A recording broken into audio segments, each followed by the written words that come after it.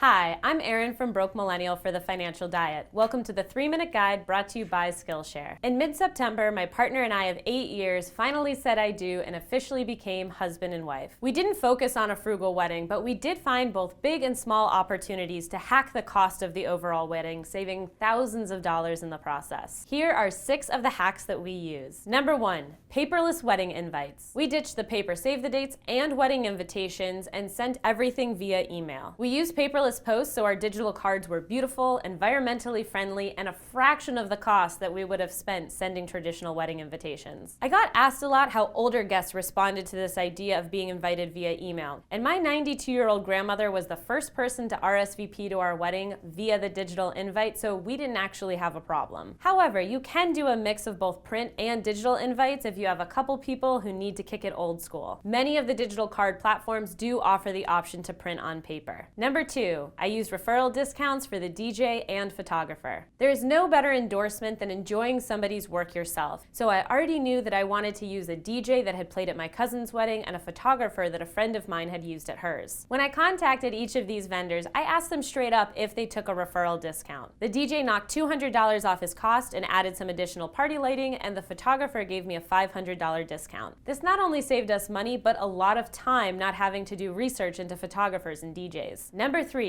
used YouTube to choreograph our first dance. The performer and me didn't want to have a first dance where we just swayed around the floor. I wanted to put on a show for our friends and family to enjoy. That meant we needed a choreographed first dance. But after researching some dance studios near where we lived, we realized it was going to cost us $800 to $1,000 to have a professional help us choreograph our first dance. So instead, we turned here to YouTube. We had already selected the song Ain't No Mountain High Enough to be our first dance number, so we just researched on YouTube to see other couples' first dances, and those are couples who had hired professional choreographers. So we just stole snippets of their dances and then mashed it up with other ballroom dance moves that were pretty simple and we enjoyed. We had tons of fun goofing around and creating this dance ourselves, and it was completely free. I also used YouTube to help choreograph the father-daughter dance. Number 4, Bridesmaids Bouquets as centerpieces. Flowers and centerpieces can be a really pricey part of your wedding budget, so I decided to reduce the cost by having my bridesmaids and my bouquet work as 7 of the centerpieces out of our 18 tables. That move alone shaved a few $100 off the florist bill. Like I said, flowers can be really pricey. Another idea is to nix flowers entirely as a centerpiece, or pick up pre-made bouquets at the grocery store for your bridesmaids, like my best friend did at her wedding. Or if you have the time, you can get flowers wholesale and make the arrangements yourself. Another good time to turn to YouTube. Number 5, got bridesmaids dresses on Black Friday. This isn't typical, but I paid for my bridesmaids dresses. My bridesmaids had 3 different dresses from which they could choose, and they told me their style preference and size.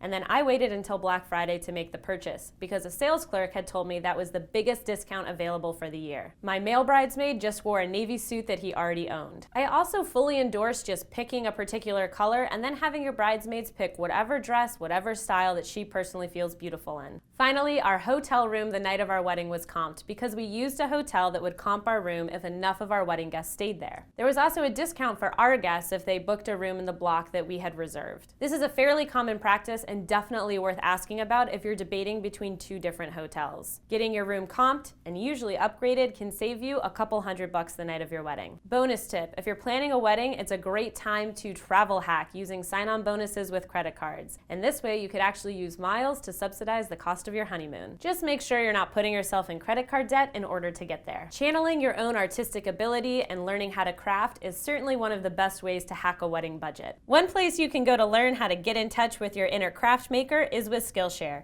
which provides an easy and affordable way to expand your talents. Every week we're featuring a different Skillshare class we think you guys will love. This week's class is Create Your Own Floral Centerpiece, hosted by fashion stylist and events producer Ann Kim. This class will teach you the fundamentals of creating a floral centerpiece by showing you how to create a foundation, prep your vase, and then begin arranging so that your flowers appear effortless and beautiful. As always though, Skillshare offers a huge range of high-quality classes on must-know topics, from writing to fitness to business, and it's all about what you want to learn at an affordable annual subscription of less than $10 a month. And since Skillshare is sponsoring this video, the first 500 people to use the promo link in the description will get their first 2 months free to try it out risk-free. Click the link in the description to check out this week's featured class or any of the other classes Skillshare has to offer. Have a money question you want to learn more about? Leave your topic idea in the comments section below. I'm Erin from Broke Millennial for the Financial Diet, and don't forget to be here next Thursday for a new 3-minute guide.